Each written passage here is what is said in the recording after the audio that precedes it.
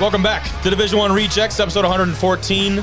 I'm your host, Kobe Manzo. In the studio with me tonight, the fellas in the red. One of them, the Red Wings. The other one, the Red Fish. What is that? I don't even know. Yeah, there's a fish on it. There is. Well, we're back. We've got another great episode. We're back.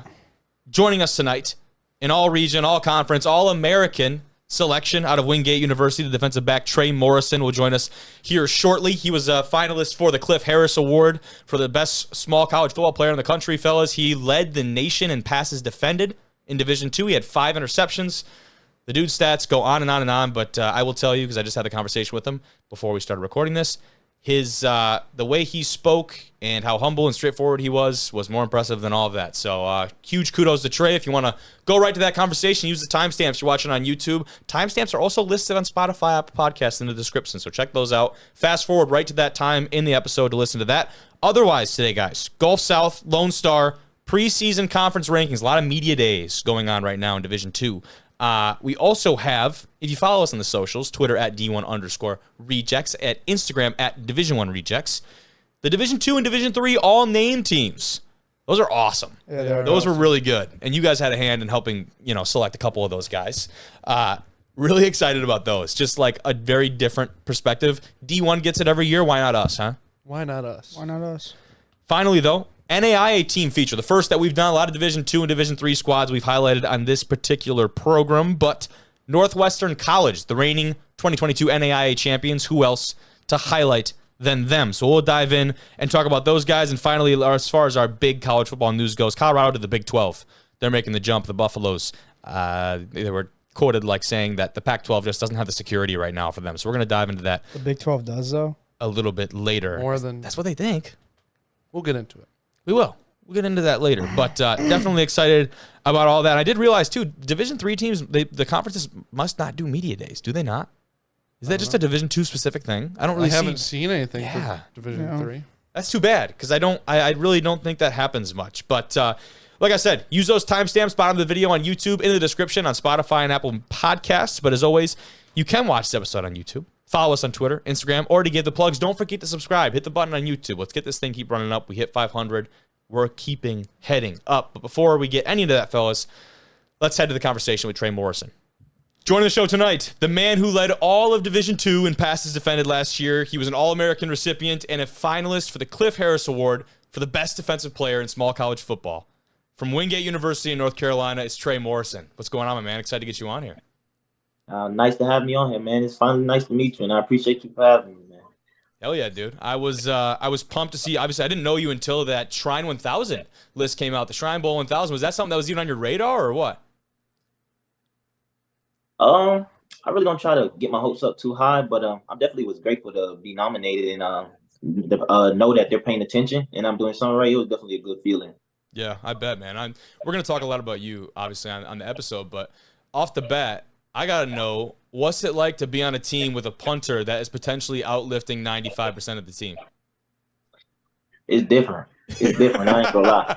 Like, a lot of the times we come into the weight room and stuff, like, to see him moving that weight, because he did a lot of working out on his own. Like, yeah. That's what led to him going, because he was always working in the dirt with nobody paying attention. For sure, man. But just seeing him come into lifting and just outlifting the whole team like that, it was crazy. I've never seen nothing like that. So he definitely got what he deserved. Yeah, I mean, we were watching Ethan Evans, for those who do not know who we're talking about, the punter that just got drafted actually out of Wingate, one of only 2 Division II football players. The other, I don't know if you know, was Jake Witt, one of my former offensive linemen up here at Northern Michigan, who went to the Colts. So we got the 2 guys that made it in the draft there, which is pretty exciting stuff. But I remember just watching those videos, man. I'm like, this shit is insane. And we're sitting there, we're like, there's no way the Rams are even going to let him lift like this anymore. I mean, I don't even know, man. I don't know how that works. It's crazy. He got a boot for a leg. He definitely does, man. But we can talk about last year for you, for the Bulldogs in 2022. I was going to ask if there were any moments that kind of stuck out for you. I think probably off the top of my head, that Benedict game's got to be up there. But also for you specifically, how about that overtime against Limestone? Limestone game hit different because I'm from South Carolina, actually. Okay. So just getting to play, that was one of the closest places I got to play to home. So just going down there and being able to come out with a victory, and the way we did it, we was down 21-0 in the fourth quarter with, like, I want to say, like 10 minutes left. So just persevering and coming back from that, that just set the mood for the rest of the season. It's kind of like we knew what adversity looked like early in the season, so that just helped us be successful the rest of the year. Oh yeah, and you gave me the good team answer. You got that out the way, but you had a pretty big play in overtime there too. Yeah, come on now. I did a little game-winning interception. Or yeah, whatever, a little bit, some slight. Now I'm gonna say though, I would say you're a track guy coming out of high school, but you were like the track guy, and you're gonna let them hawk you. Will you get hawked at the 1? Man, this is why it's key to stay. It's key to stay humble. I did a front flip into the end zone, and I guess the refs was just like being petty or whatever, and he called me down at the 1. But technically supposed to be a pick 6, but okay, I'll live with it. I'll live. Long as we win the game, I'm good. Because I didn't see the video, obviously, but I'm just looking back doing my research, and I see, return to the 1-yard line. And I'm like, there is no way that dude got hawked down and taken down at the 1. The refs didn't want to see us be great that day, man. Calls you down. I mean, what was your reaction in that moment? Like, obviously, you guys would punch it in and finish the game out, but in that moment, man, you just had to be like, oh, shit. Man, it was crazy, man. I honestly didn't know till after the game because how it happened.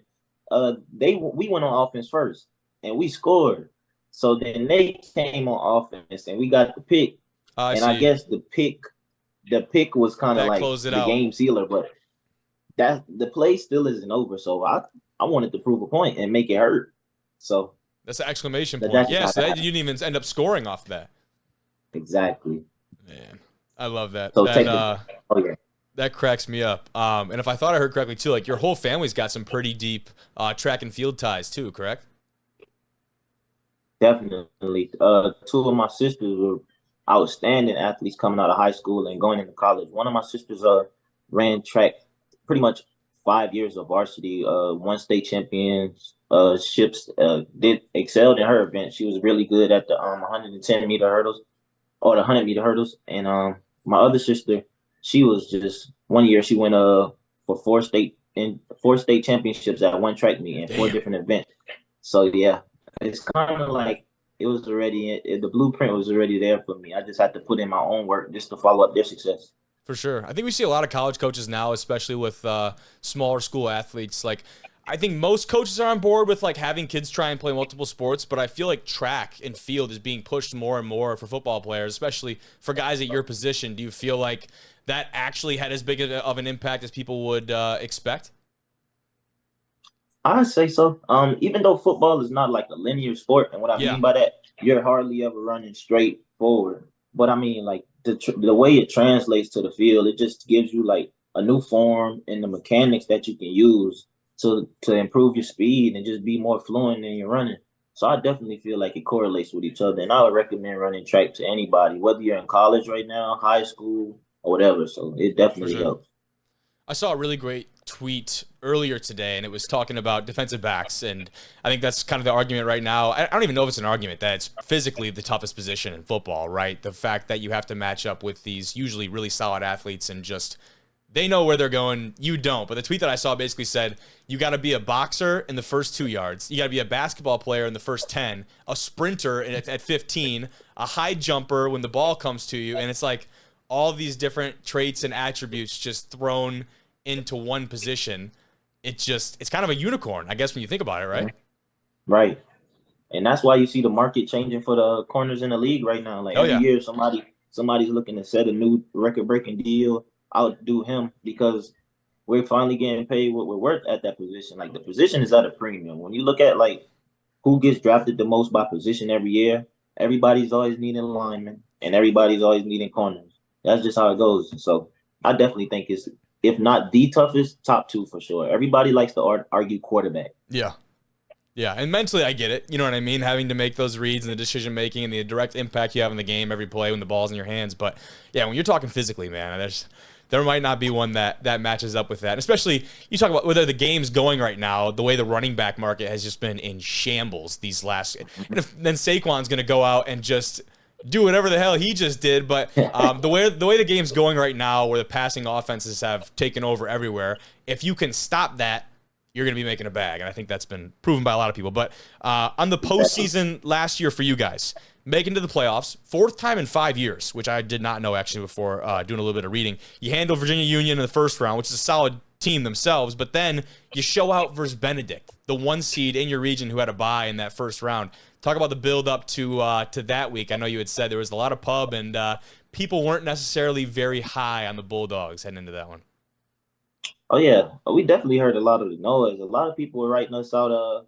I'd say round 1, like they didn't even expect us. They saw us lose to Newberry, and they saw us lose to Emory and Henry, so they kind of still was kind of shaky on us. They didn't want to put too much trust into us. So we heard all the noise, and then leading up to the Benedict week, there was a lot of other podcasts and guys on the media and stuff just saying that like we've never seen a team like this or whatever. We knew they were undefeated, but we felt as though like they were kind of like, I don't want to sound too cocky when we say this, but because we don't take anybody lightly, but we just felt like they were kind of overrated after putting on the film and doing our due diligence, breaking down the film, going over the tendencies and stuff like that. We just felt they were kind of overrated, and they didn't see a team like us. And we knew what type of defense we had, so we knew if we could put that pressure on them and let our offense play comfortable, we could come out there with a win. Hell yeah, man. Hell yeah. I don't think it's conceited or cocky at all, especially when you look at what you guys were able to do in that given week. And then it's even crazier to look back now and say, you know, Wingate, you had 5 AP All-Americans, you led Division II, and yet you're still being pitched as the underdog. Make it make sense. I guess that's just how it goes. I don't really get into the politics and stuff, but I know it's a couple of teams that were kind of probably going to be ranked ahead of us that we beat last year, but that's just season to season. What we did last year don't matter no more. Who we beat last year don't matter with no more. We got a brand new team, so I guess we just got to prove ourselves again. Yeah, that's a good mindset to have, my man. But another interesting story about you guys I wanted to talk about, your offensive line coach, Brian Folkers, right? Yeah, you get a little bit of a smile when I say that name because for those who don't know, he coached you guys in that playoff run. And then what does he do in the offseason? He goes and plays 10 games, wins an XFL championship playing center for the Arlington Renegades. That had to just be surreal. Were you guys like pretty locked in? Like that is coach, like coaches out here just playing pro ball in his offseason. That's got to be ridiculous. Hey man, he's one. Excuse my language. He's a hell of a guy, and I'm glad he. Oh, I thought you were gonna drop something way worse than that. Talking about excuse my language, man. Get out of here. I know. We got a little podcast going on here. I'm gonna keep it clean, but he's a hell of a guy, and I'm glad we brought him on the coaching staff. He just brings that experience and kind of like. But everybody realistically wants to know what the next level is like. So for him to bring that, the mindset and just what it takes, and bring that back and instill it in us. We appreciate him for that, and just what a guy, like, besides all the football, he's just a good guy. Like today we had a cookout with some of the guys who were up here for the summer. He was on the grill cooking and stuff like that while we were having bonding. So just stuff like that. I'm glad to have him around. He's a real cool guy. And for him to go win a championship, I'm sure that's something that he was looking forward to and something that he deserved. Coach Folkers in the grill, man. That's pretty sick. I love it. Was he all right on there? Was he burning everything or what? Nah, the burgers was good. I'll give him that. The burgers was good. Okay. He seasoned them up or what? Yeah, he seasoned them up. Okay. I ain't know what he seasoned them with. I just got it when it came off the grill. But I give him a solid 9 out of 10. Okay. That's respectable. And I had talked with him over DM on Twitter a little bit. He was not happy about the preseason rankings that came out from the College Football Network. We had partnered with them with those rankings.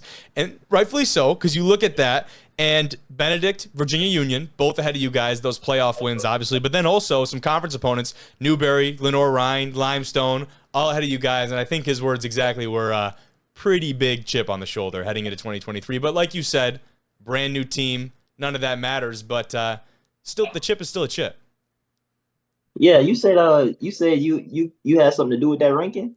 No, I didn't say that. No, I didn't say that. No, I said we partnered on the announcement. I make the graphics. He makes the rankings. You know what I mean? A little bit of that. Okay. But no, okay, I did not have my hand in that for the record. No. Nah, me and you good. I'm just playing, man. But yeah, like he said, a chip on the shoulder for sure. I mean, I feel like I'd rather be underrated than overrated coming into the season because it's hard. Like if you got high expectations and you don't live up to it, you don't know how much people you let down. You don't know what everybody's gonna say. But when you underrated, you playing with house money. They didn't expect you to do what you're doing, so it feels better when everybody against you. So that's just the mindset I take into it. Yeah, man. Playing with house money, that's good. I like that. I ain't heard that before. That's solid. 2023, though, scheduled for you guys. I guess one of the bigger ones for me, you add Mars Hill back onto the schedule 2023. That turned out to be a really great game at the end of the 21 season. Those guys have been on top of that side of the conference for quite some time. And I guess just your thoughts on that one and, being excited to get another great matchup against those guys. I believe, is that week 2 for you guys too? I believe so. It's early on. Yeah. If it's not week 2, it's definitely week 3, but I'm Okay. believe so. And just knowing, I played Mars Hill twice already in my career, and just knowing what they like to do, they're pretty much a pass-first system. They'll come out and throw the ball. If I recall correctly, I think my freshman year they threw the ball like 65 times. So just knowing that they want to come out and attack the secondary, that's just a game you circle on the calendar. Like when you wake up, you got to be locked in. It's just one of those days. So if they're gonna try you, you got to make them pay. So I feel like it's good competition, and it's good to have people that we're not used to seeing. It just gives like more competitive edge with it. And me, I like to compete. So just seeing new faces, new people, line them up, and we'll play wherever. Yeah, man. Does that change your mindset coming out of the defensive backfield? Like when you know a team, like this team might really come out and throw the ball 65 times versus a team that's going to run a power I. Like I imagine against the latter of those two, like your first 2 steps might not be in a full back pedal. Like you're trying to read what's going on downfield where you can come down and make a tackle. What does that do for your mindset when you know kind of that scheme going into it? You try to attack it the same, but if I'm being real, it's hard not to if a team wants to come out and throw, it's hard not to have it in the back of your mind. Like, all right, you got to double down. You got to be extra good in your technique, have good eyes and stuff like that. So it's definitely a totally different game plan, as just like it is week to week with team to team. So if that's what they want to do, you're definitely gonna play a different way. For me personally, I say I do. For sure. Yeah, I was curious about that because I know it definitely affects different positions when you go and you have an idea of that scheme. But another thing I wanted to ask you about was, what was it? That video. I don't know if you saw it. It was Sauce Gardner and why am I blanking on the wide receiver now all of a sudden? Garrett Wilson, correct? Garrett Wilson. Yeah, so I'm watching the video of those two guys at practice go against each other, and Salah and some of the coaches are off to the side like these two are going to make each other great. I wanted to ask, is there a dude at practice that you just absolutely love to line up across? On the current roster or last roster? We could do a little bit of both. You got someone on last year's roster? Yeah, last year roster, I like lining up against. I'll say, give me a minute. Who would really? I was gonna put you on the spot.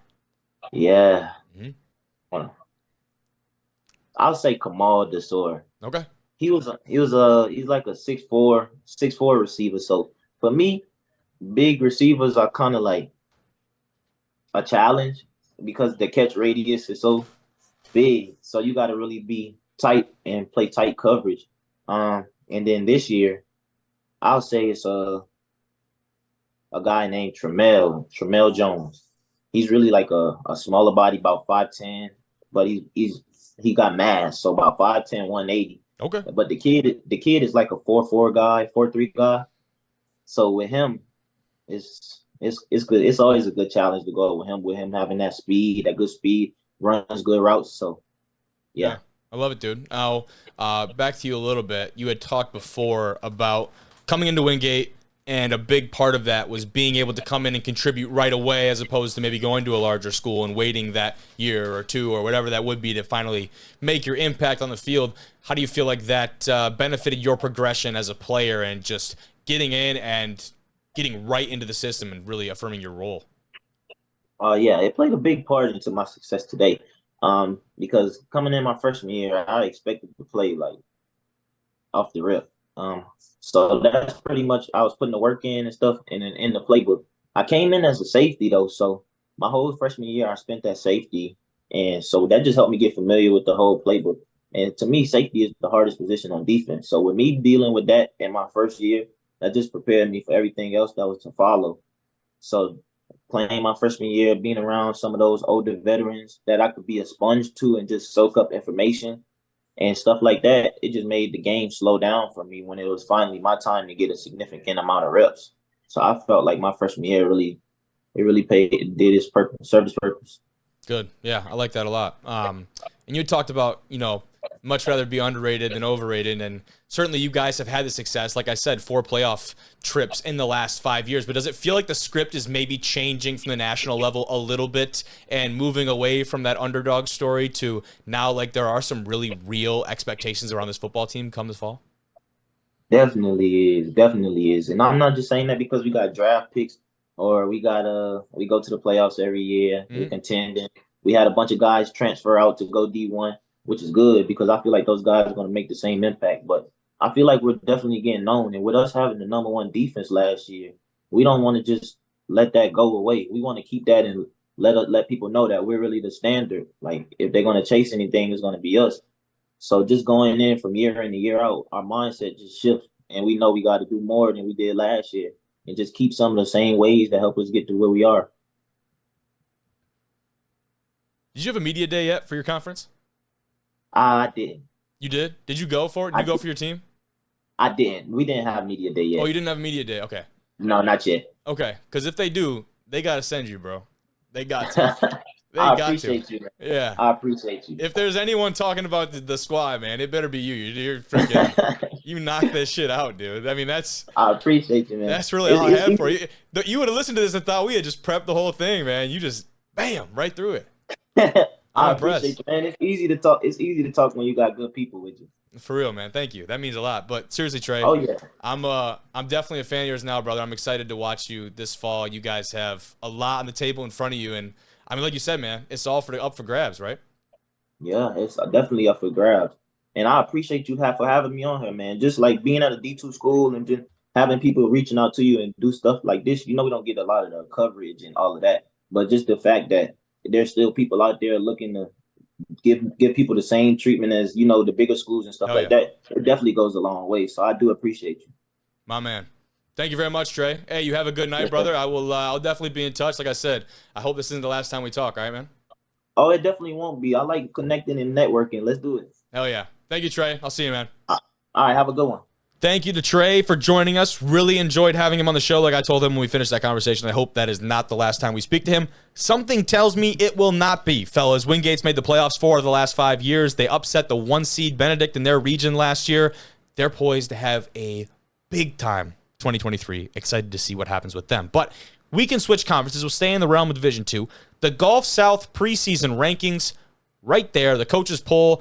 And fellas, a little bit of, I don't even know if it should be that surprising, but Delta State, #1 in the Gulf South. I think West Florida probably would have been the pick for most people after the playoff run they had last year. Definitely. But if you do remember, Delta State and West Florida actually split during the season. Delta State getting the better half of them in the regular season. West Florida coming back in the playoffs, some would say, when it counts, and getting the win over the Statesmen. But Delta State, man, when you return a lot of the same pieces that West Florida does, now granted, West Florida's transfer class is going to be pretty impressive. We don't know how that will all come together. Delta State is going to be a force to be reckoned with in that Gulf South Conference. Valdosta State at 5 was actually a little bit surprising for me after the down year that they had last year. But, when you talk about a program with a lot of tradition and history, especially in recent history, maybe it does not, maybe it is not that surprising because they're expecting Valdosta to bounce back in a pretty good way. And I'm trying to think here on the bottom of that list, Chowan, that is the team, I believe it was Chowan was the squad that is, trying to think. That was the one that is going to be in the conference for only like 1 or 2 years. There's some weird type of arrangement they have. They're not obviously getting much love from the coaches poll. But as far as do you know where they're going? I do not. The conference? I do not. Like why are they in it for?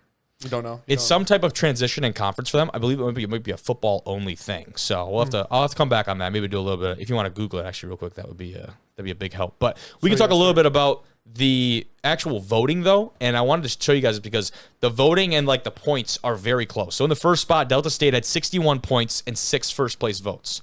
So 61 points. West Florida at #2 had 56. Only 2 first place votes though.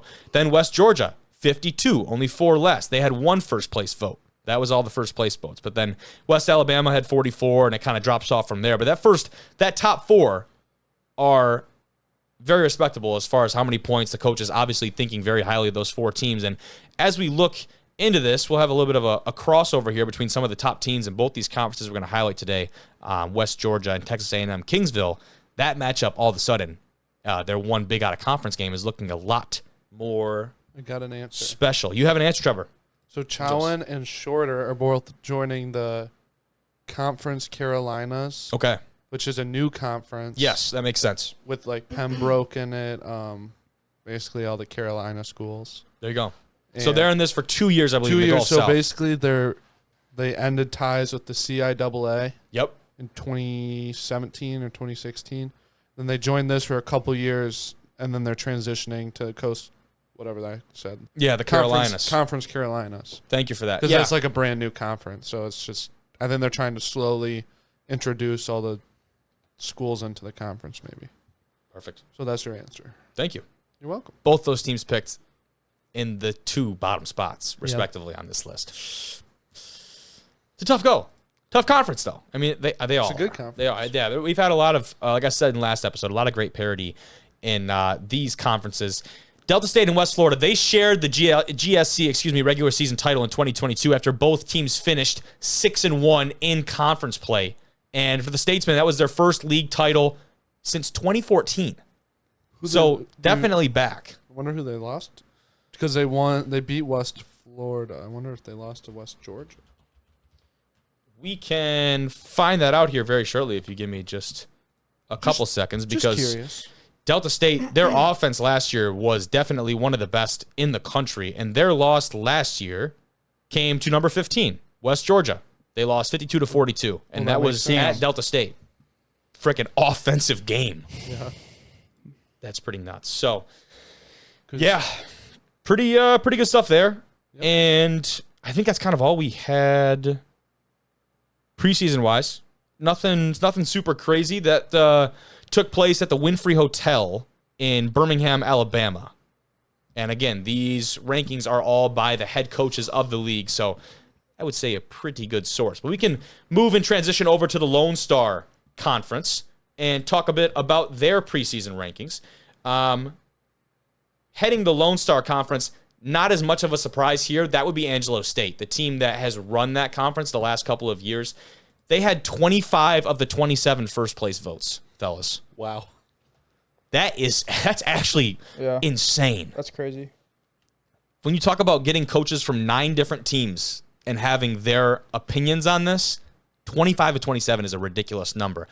West Central Washington received 1 first-place vote. They were in second in the total points. And Western Oregon, at number 6, had 1 first-place vote. What? Yeah. Not a team that I would have guessed. You can't vote on yourself. No, I would doubt that, or else we would see 1 in at least every box, I would assume, right? Why not? Yeah. But Angelo State is in the 1 spot with Central Washington, Texas A&M Kingsville, and Midwestern State following and rounding out that top 4. Now, again, that Texas A&M Kingsville game and West Georgia, you look at those 2 squads. Now, we talked with Coach Bish. I don't know if you guys were on that for that episode, for the defensive coordinator from TAM UK. And we kind of broke the news on that episode that they were going to be playing West Georgia, which was pretty funny. That game now, all of a sudden, is going to have some really big playoff implications, which is going to be exciting to see, because you get through the conference gauntlet, and if you're a team like Delta State and West Florida, who both went 6-1 last year, that could be the difference between sharing a conference title and having an outright conference title, is who your out-of-conference games were. So, big news there. Otherwise, I'm trying to see here anything good facts from this. I do have a couple points here. This was actually at McKinney ISD Stadium. That was in Texas, the one that they played the national championship at, which was kind of neat. We can move on then to the players of the year in this conference. I didn't see anything from the Gulf South, but I did see this, that Texas A&M and Central Washington both had respective players of the year. The Central Washington running back, Trajan Henderson, and then Texas A&M Kingsville senior defensive back, Amos Coleman. They were selected as the 2023 Lone Star Conference Football Preseason Players of the Year. DB? Yes. Defensive back and a running back. So those awards were selected by a vote of the LSC head coaches, sports information directors, and media members. SIDs, really? Yeah, SIDs were a part of that. I did not know that happened. Interesting. Henderson, the running back, he's 6 foot, 218 pounds. He's from Fort Worth, Texas. He led the conference with 12 rushing touchdowns in just 9 games in 2022. Averaged 95.4 per game. So he definitely had over 1,000. Had 2 games with over 150 on the ground, and was only Actually, maybe he didn't have over. He probably had close to. He would have had 1,000. closer. I thought. Yeah, he would have had close, 9 but not games. quite. Yeah, it would have been just under that. Yeah, but he was only second team All LSC this past season, so looking for him to probably have a little bit more of a breakout year. And then the defensive back Coleman is 5'11", 185 pounds. He's from New Orleans. He had 5 picks, 1 for a return for a touchdown. Made 40 tackles, broke up 7 passes, and also was a return guy for them. So a little bit of a Swiss Army knife, Mr. Do-It-All, as you might say. Jack of all trades. Yeah. He was first team All LSC last year, an honorable mention on special teams as well. So those 2 guys, wanted to at least give them a little bit of their props, fellas. There's the picture of the 2 I of hope them. he wins it. What's Coleman and Henderson. Coleman? Yeah, I hope Coleman he right wins it. there. I hope he sees this in the Yeah. put on for the DBs, bro. Yeah, right. And Texas A&M Kingsville is a team that historically, they have the most championships in the Lone Star Conference in the history of that conference. I believe it started in like 1931 or something along those lines when it said.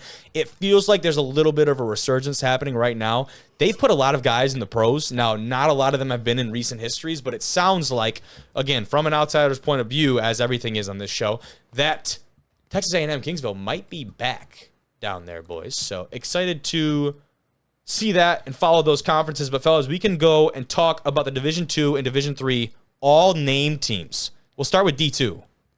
How about that? So let's get this up and start with the defense on Division II. Dude, some of these are just awesome. You look at I'm just going to probably just highlight some of the better ones, right, instead of reading out through all of them. If you want to see the entire list, go to our Instagram or Twitter pages where we collab with the College Football Network. But some of your favorites on this list, boys. I mean, Ben Fox has to be on there for sure. It's going to be number 1. He has to be number 1. Jack 12 Trees for me is definitely up there as well. Yeah. It's so good, dude. OBJ Lightborn. OBJ Lightborn is a solid That's pick. dope. Yeah, that was a must. Tell Spies. Tell Spies from Nebraska Kearney. That's sweet. I actually made the mistake. If you look at the graphic, it Yeah. looks like a little bit of an older picture. That's his brother, Ty Spies. Where?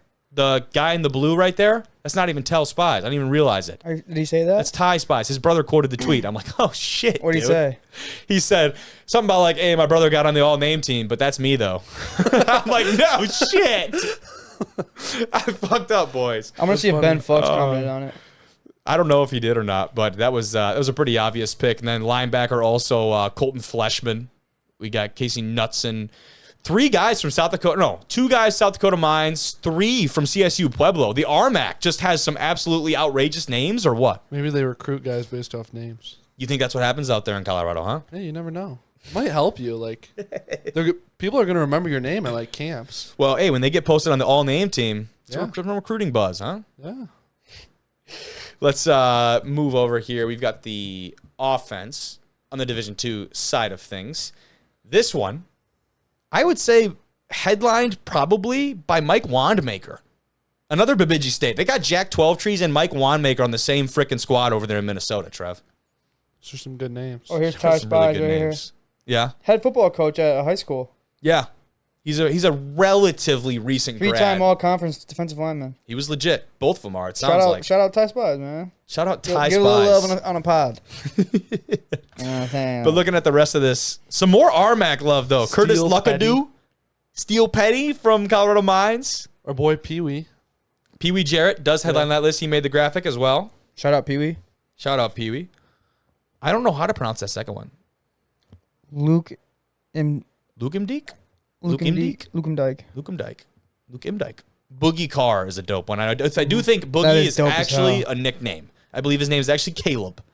But Nope, he's Boogie. but we're going off what's listed on the roster. And on the roster, it is Boogie Carr. Mr. Moore. Mr. Moore is dope, dude. The offensive lineman from Notre Dame. That's so sick. How about Kenley Marias or Ass? I don't know. One of the two. Steel Petty. Steel Petty's dope. Then finally, we'll kind of go through all of these, but I mean, it's just fun. This is so sick. Bear Huggins, C.D. Bojang, Joe Couch. He commented on it. He did. Joe Couch said he had to get his swag He up. said he need to work on his drip. That's awesome, dude. Oh, I didn't mean to switch over to that just yet. But, dude, I loved that. I thought that was pretty funny. That's the specialist for Division II, and then we can move on. Is that Jared Van Watermelon? It looks like it. I think it's Mullen. I think it's German. Oh, Sounds German, right? Yeah, it's definitely German. Watermullen. Well, Jared Van Water. Yeah, that's true as well. Division III offense, all name team. Defense. What do we like? Or sorry, defense, all name team. What do we like? What do we like here? Jazz Jackson and Hawk Hefner. Are you fucking kidding me? Yeah, that's unreal. What about Seppo Solo Molakwana? How about It's got to be Artiste, right? Artiste Benjamin, Artist Benjamin, Raider Horn, Miller Park, Rocky and Spinks. I mean, Hiro Uchino, Leslie Florescent. Tube Solo. Someone commented, Raider, dude. Someone commented. They said, "Bro, are these real names?" I'm gonna look right now. Oh no, I know they are. They absolutely. are. No. I'm saying that the. Oh, at the comment. Okay, I thought he was about to go fact check me. I'm like, no, we looked, man. Don't worry.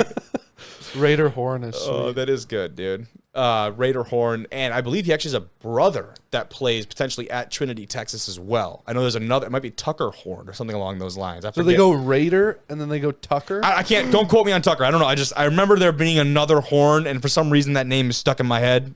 Okay. I don't know. So don't quote me on that one. Sorry, the Horn family, if I just butchered that. Let's look at His name's like David or something. Yeah, I just fucked it up. The Division III offense all-name team, Boo Boo Browning.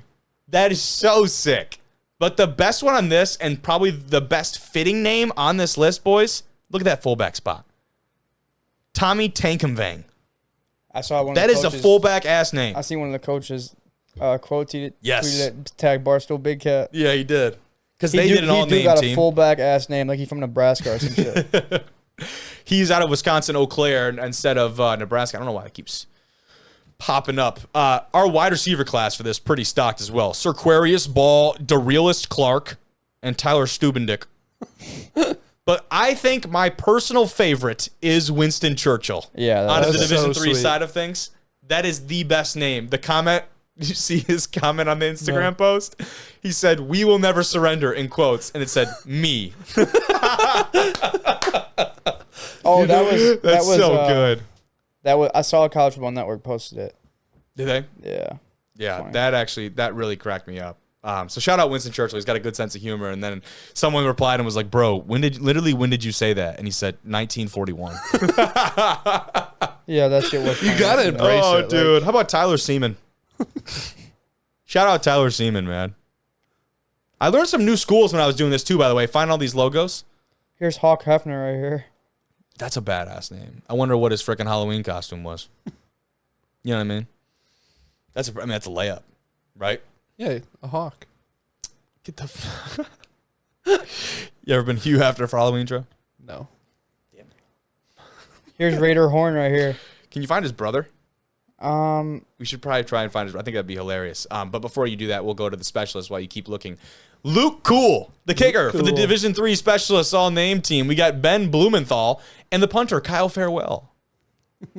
That's awesome. McLean Stone King is the return specialist there out of Linfield. But dude, Luke Cool is so badass. What do you Luke think Cool his and brother's Kyle name was? Farewell. Sorry. I thought it was Tucker Horn, but I would like you to fact check that for me.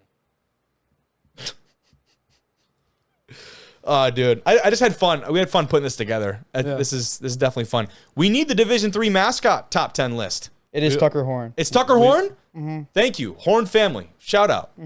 That's so sick. We need quarterback. Trev. We need the people are asking for the top 10 Division III mascots. We'll They work are? on it. They Let's are. get it, dude. They actually they literally are. We need to do that. You want to start throwing it together? I'll start finding some. Yeah. All right, you heard it here first. Division III mascots, top 10 coming soon to Division I rejects. But fellas, we can switch over and do our team feature for today. That being Northwestern College, not Not the hazers. oh Jesus, not that Northwestern. We're talking the NAIA football Northwestern.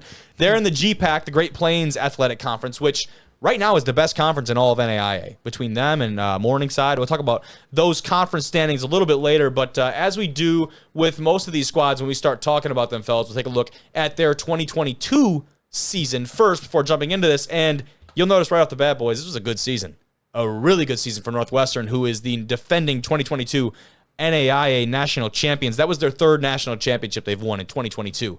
And looking down at this Wait, they're list, defending 20. Oh, never mind. I'm stupid.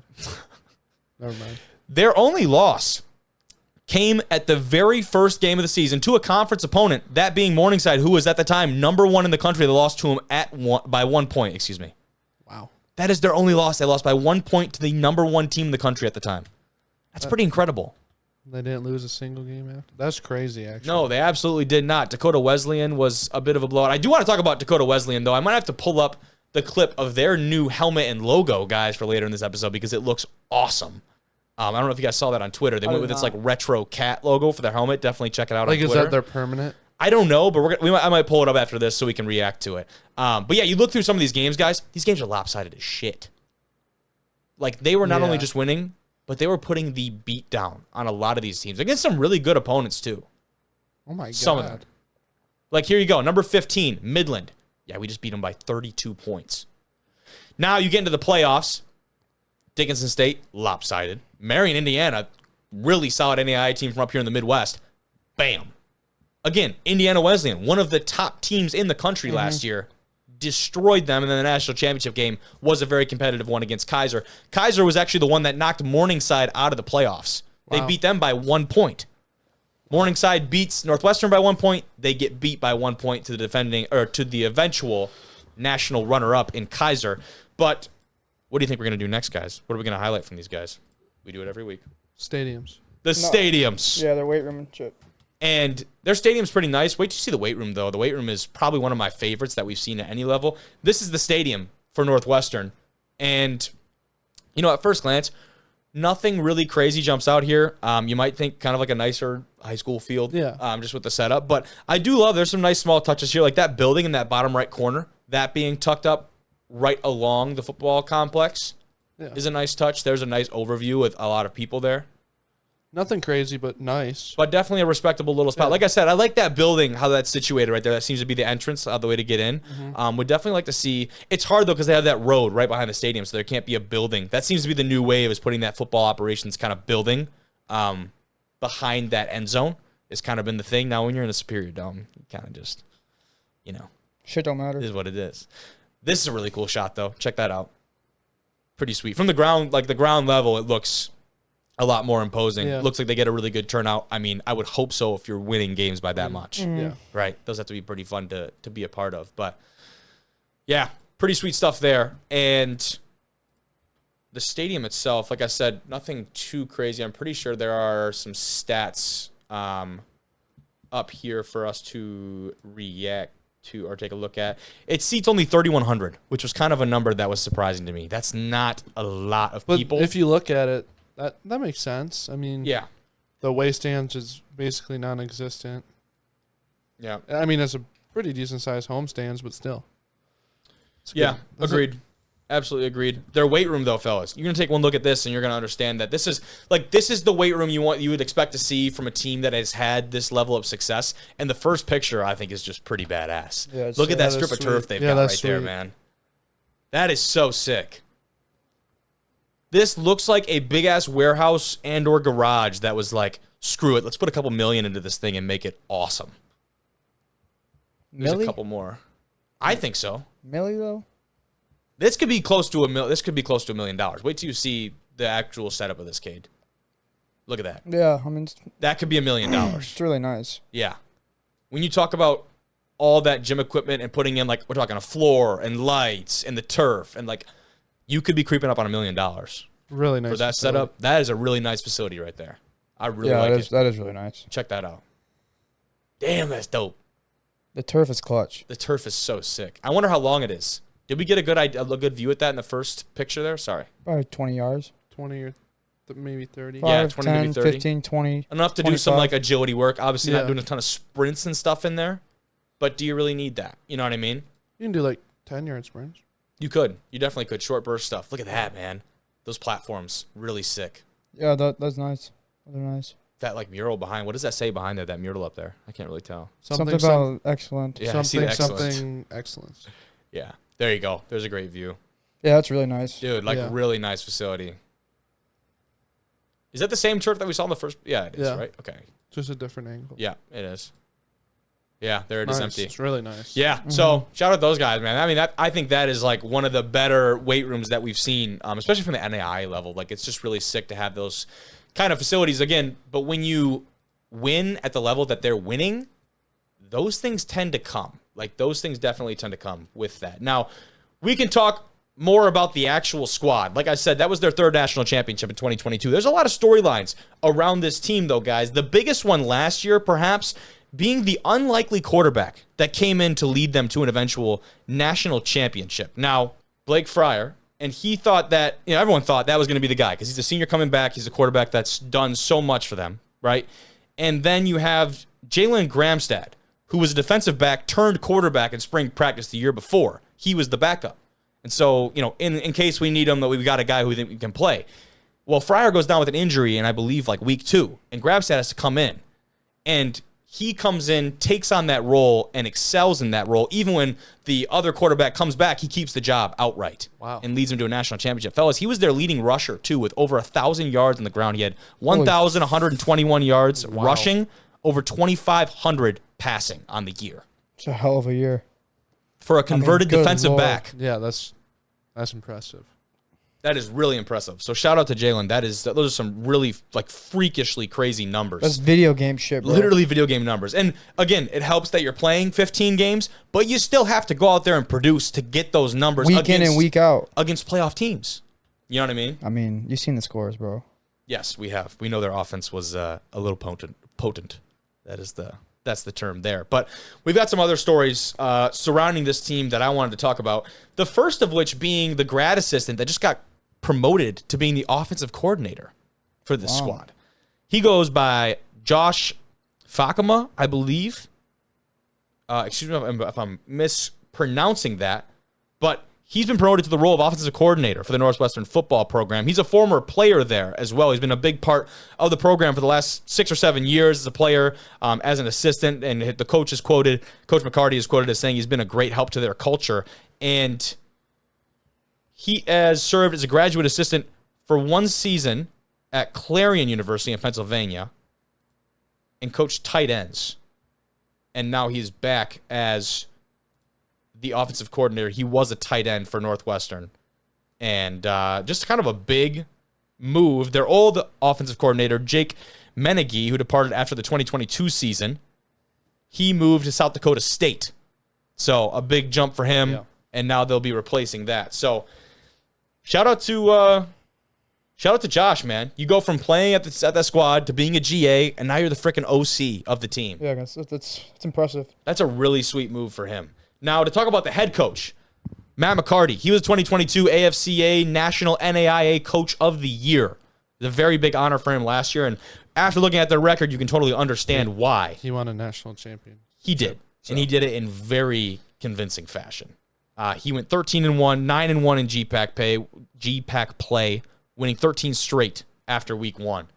And there's not much really to say. You talk about some of the categories that their team sits in, which is just second to none.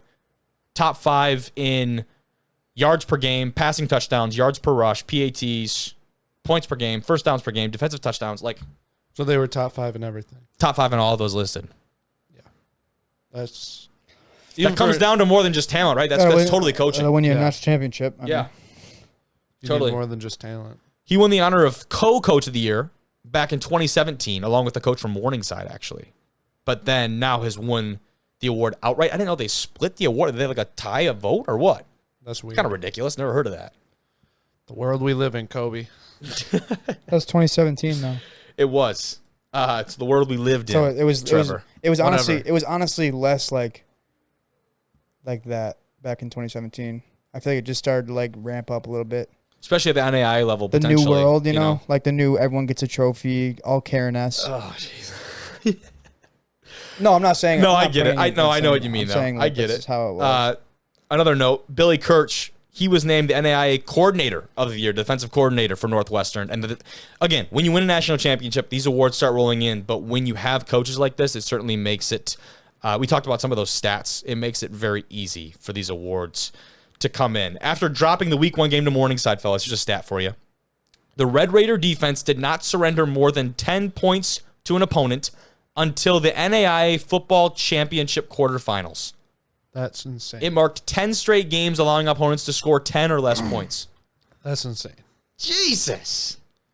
Additionally, Northwestern was the lone NAIA program to rank top 5 in rush defense and top 15 in passing defense, holding opponents to just 63 yards per game on the ground. Wow. That is absurd. That's nuts, yeah. Really crazy stuff. As far as some of the players, a big one coming back this last year, that Fryer name we talked about earlier, talking about a different Fryer, that being Parker Fryer. He was a captain from last year, a Cliff Harris Award finalist, and a first-team All-American. In 2022, he led the team in tackles for the 3rd straight year, guys. Wow. Unreal. So a big part of that defense coming back, and certainly a big piece for them looking forward. The last thing we'll look at as far as this team goes, their 2023 schedule, but first, the standings in that GPAC. Because I was telling you guys, this is probably the best conference in all of NAIA. We had posted about this on our page a little bit before. On top of that list, actually Morningside last year, because when you look at their win-loss, they did not lose a game until the playoffs, so they get that conference championship after the win over Northwestern. Morningside and Northwestern kind of in a league of their own there with Midland and Dort in that like 2A, 2B spot. Okay, we both talked to Dort a little bit. You remember that? Yeah. Yeah. Some really good guys out there. That was in Iowa. Most of these schools actually are out in the Iowa area, most of them. That Great Plains Athletic Conference. Nebraska, North Yep. Dakota, South Dakota. Great Plains. So that's a look at the conference standings, and we'll wrap it up, fellas, by looking at their 2023 schedule before we move on to our last piece for today. Here is the Red Raiders 2023 schedule. Drake. That was one that I wanted to talk about a little bit because you open with Concordia. A conference opponent to open the season is kind of interesting, I thought. Well, they did it last year too, right? I think you're right. Yeah, I think they did. Morningside. Yeah. You're right. No, you're 100% right. Yeah. That's really weird. Like, that was the game. Like that was like basically the conference champion. It was the conference championship, the Week first game one. of the season. week 1. That's so nuts, That's dude. stupid. But yeah, for those who that don't is know stupid. Drake, they're a Division I team in the Pioneer League. Now it's Kinda. non-scholarship. Kind of. Well, they are Division 1, but They are, but it's a non-scholarship Division I, which is why we say it's a little bit different, Yeah. right? I mean, they're closer to a Division 3 in that sense. I mean, they're going to be better than Most Division 3s, but because they're non-scholarship, athletic scholarship, Yes. they're not going to be to the same level. Such an interesting dynamic. I don't know if I really ever understood that. Yeah, I don't get it. Yeah, and why it's really, it should just really be? dumb. Why aren't they just Division 3 then?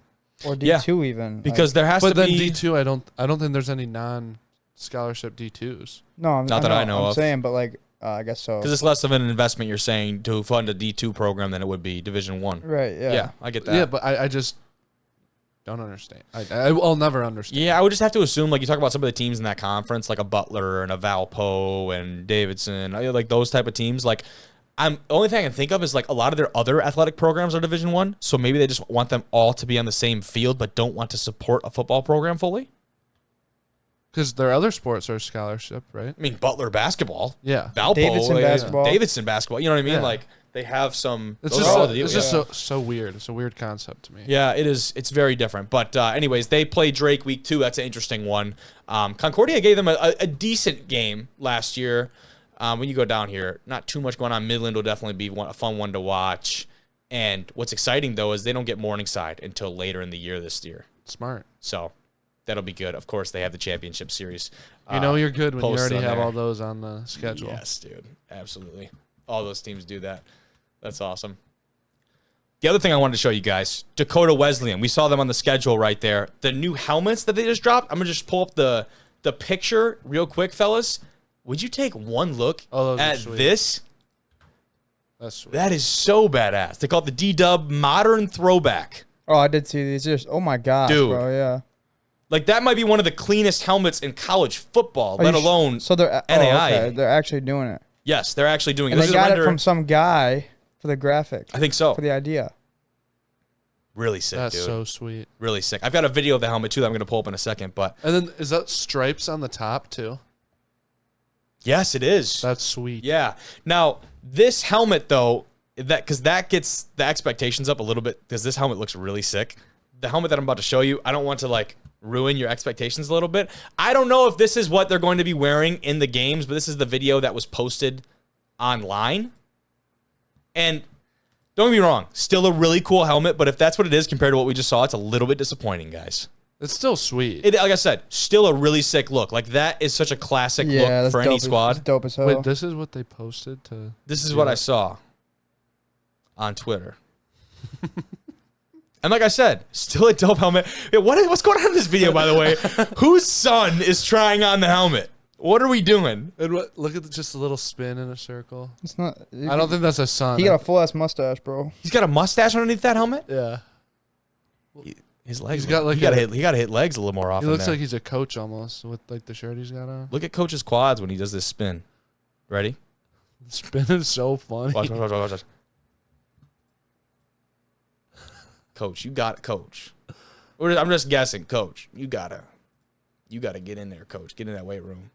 Look at the Oh no. Oh no. Okay, that's enough ripping. I'm sorry. But still, helmets are dope. But like really though, we need that render to make its way onto a physical helmet. Yeah. Because I mean, let me go back to it. Is this it right here? Yeah, there it is. Like That would be one of the coolest helmets in college football. Yeah. So clean, man. Yeah, sick. Yeah. All right. We can move on to our last piece of the day. Talk a little bit about Colorado, huh? They're moving to the Big 12, leaving the Pac-12. And with them leaving, this is what the Big 12 would look like in 2024, fellas. It's a good graphic to kind of illustrate that move. You've got a couple new additions there. UCF. You've got BYU. I think it's Cincinnati. Funny. It's funny Houston. that Houston's joining because Right? they sucked last year. They were so bad Compared to like the No, BYU and Cincinnati and those type of. I can't remember. I think they might have had a losing record last year. Did they? And it was Were before they in the American? Yeah. Okay. Which is still they're a good conference. Yep. But A couple of those squads making the move over.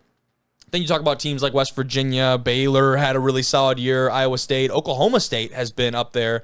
Even Kansas has been kind of back in the national conversation here the last couple of years, right? But definitely a big move for the Buffs. who'd you say? I said Kansas has been kind of in that national conversation for the last, year or two. Last year, yeah. Yeah. Yeah, they kind of came up from the dumps. They started out like really strong, I believe, right? Yeah. So Well, Houston was 8-5 in the American, okay, that's totally respectable. but not to make the jump to the Big 12, I would say, Maybe not, but 8-5 is 8-5.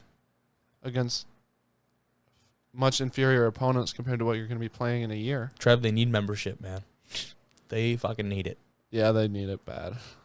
The Colorado board unanimously approved the move from the Pac-12 to the Big 12. Pac-12, That's worth noting. I'm calling it right now. Pac-12 is going to be gone within like 3 years. The Pac-12 commissioner seems to be more and more confident as long as these negotiations go on with the media rights deal and everything. He seems to be like he's sitting on something that nobody else knows. Yeah. Yeah, a shit ton of money that no one else has. He don't give a shit what goes on. He's still getting money out the wazoo, bro. He don't need that shit. I think I'm also just like a Pac-12 hater because I don't ever watch any of the games. Agreed. Well, the time zone, it's very tough for us, right? I'm not watching a game when it starts at midnight here. I'm usually up sometimes, watch like USC against fucking Arizona. No, they're losing. We Oregon talked about State or what some they're shit. losing, right? They're losing USC, UCLA, Oklahoma. Colorado. Oklahoma is not in the Pac-12. They're in the Big 12. yeah, that's what I meant. But what's actually smart about this, too, is that their departure will coincide with the end of the Pac-12 television deal, which expires after this season. That means Colorado won't have to pay any exit fee because they're leaving right on the time where that media deal expires, and then they'll get in on the Big 12's deal. So definitely a smart business move for them, too. And the Pac-12 is not looking good. No, it's not. And isn't there rumors that Washington wants to leave, too? I've heard that for a while, right? Yeah. Yeah. And then if Washington leaves, Oregon's going to want to leave because then there's basically no one left in the... Pac-12 leadership is expected to meet with presidents Thursday night, that's tonight, to discuss the league's next steps. That's what sources told ESPN. So, the Buffaloes had emerged as the loudest skeptics of Pac-12 Commissioner George Kilikoff's ability to land a reasonable television deal. So they don't think it's going to happen at all. Yeah.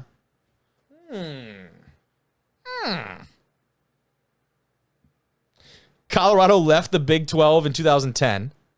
They joined the Pac-12 in 2011. They've had no bowl wins and just 2 winning football seasons since. Wow. But it's the Deion era. They got the Coach Prime now. They do.